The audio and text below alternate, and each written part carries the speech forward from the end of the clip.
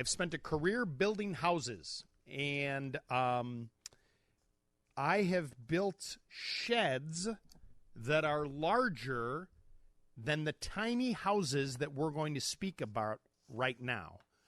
Joining me on the phone line is Ryan Mitchell, who is the editor of what is your blog there, Ryan? TheTinyLife.com. TheTinyLife.com. This is thank you very much, by the way, for waking up and joining us this morning. Absolutely, no problem. All right, I built 4,600 square foot. The biggest house I ever built was 6,000 square feet, which was a heck of a lot of house. And we're talking about houses in the tiny world that are how big? Anywhere from 80 square feet up to 300 square feet. Okay. Now, you have been writing about this for a number of years, and you're actually in the midst of building one of these houses, correct? Correct. I'll be moving into mine this month. How big? It's 150 square feet plus the sleeping loft. And how many people are going to be living in this little tiny house? There'll just be one in that house. Okay. And you have said that this is a trend. Can you talk a little bit about where this is coming from? Sure. So tiny houses attract people from all walks of life.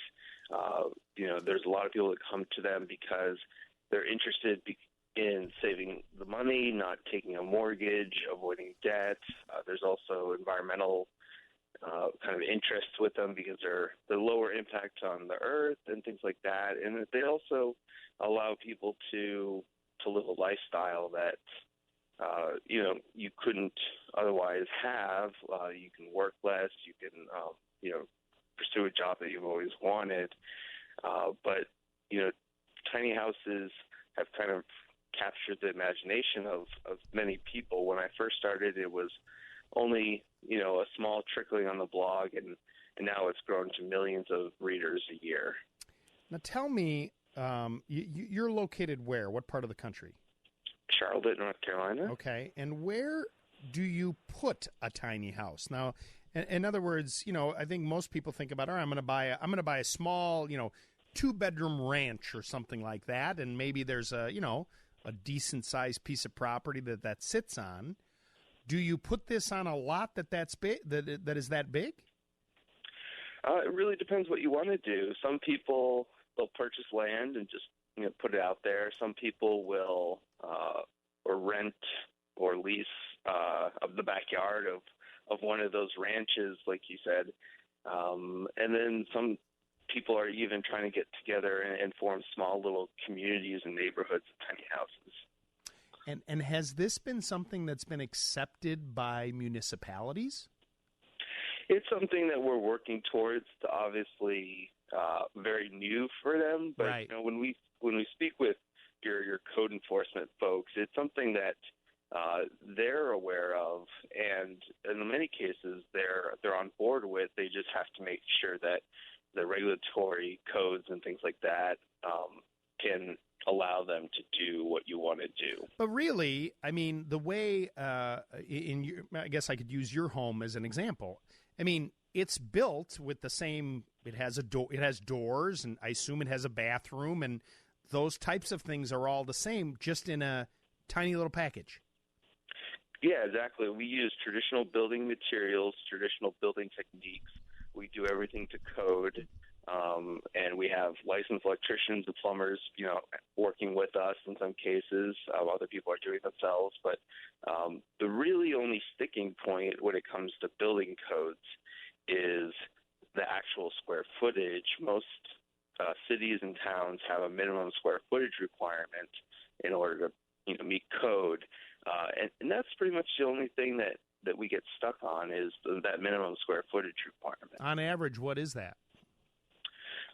Between 500 and 600 feet, typically. Oh, all right. So it's not a huge number.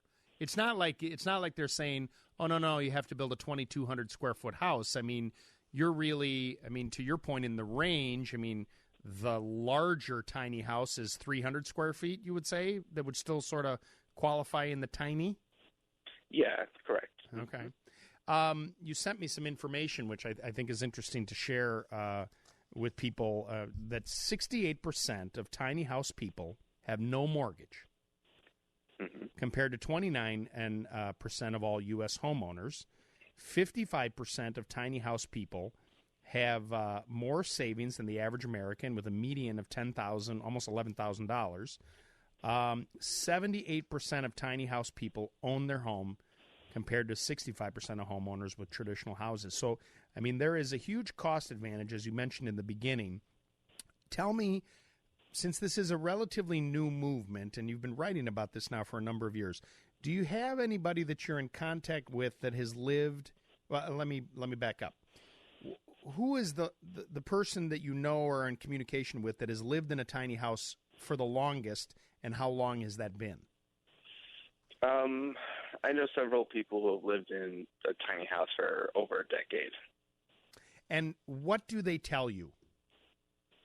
In other words, how is that experience? Is it, and is that the people that you know that have lived for over a decade? Is it a single person? Is it a couple?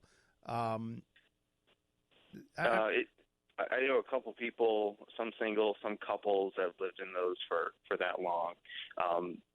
What they say is they realized at some point in their life that most of them actually started out in a traditional home, your 1,500, 2,000 square foot home, and they realized that they were spending all their time working their job away from the ones that they loved, just to pay for that. And when they would come home, they would get phone calls from debt collectors because they were late on their credit card payment or whatever it was, and they realized that something had to change. And so they found tiny houses, and they made the move.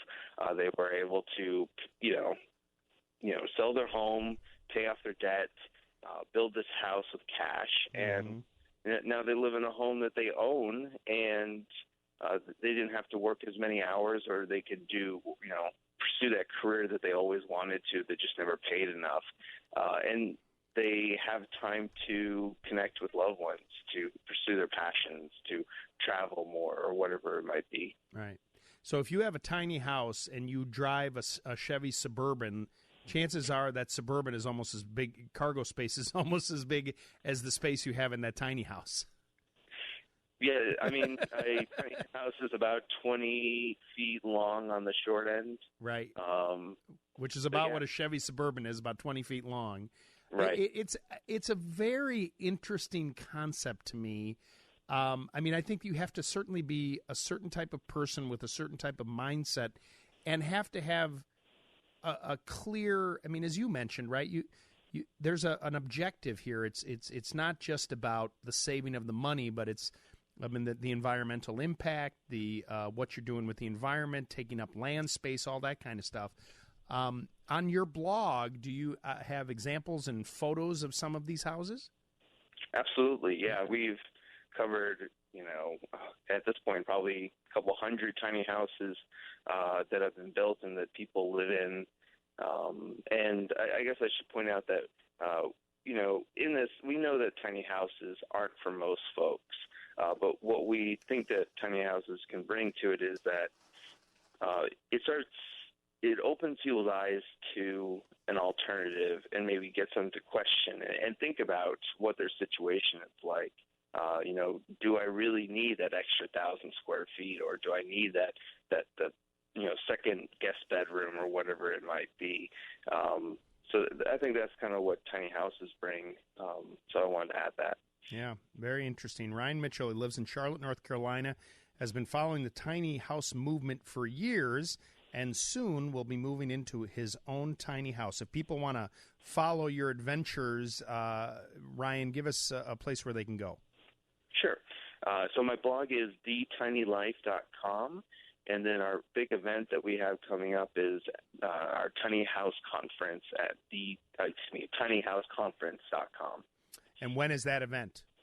It'll be April 2014, so just a few months in Charlotte, North Carolina. In Charlotte, North Carolina. And is that when you say it's a conference, are you going to have, is it like a trade show, or is it or are you just bringing people together to talk about all this? Yeah, so we have 2 tracks with 13 presenters. There'll be 7 tiny houses on site, and then we have some, vendors and things like that that'll be there at the event. That's awesome. Ryan, thank you so much. Very interesting information, and hope you have a nice rest of your weekend. All right, thank you very much. Take care. Very interesting. Tiny house. I don't know. I think, I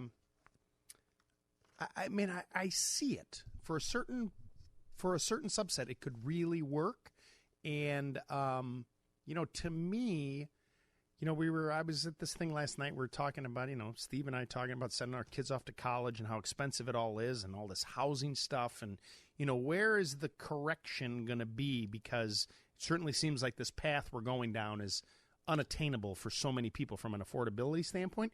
But when you have pioneers that are willing to try something like a tiny house and say, you know what, I'm going to get rid of the house in the suburbs, and I'm going to go live in one of these tiny houses. I'm going to cut my expenditures and you're able to do a lot more.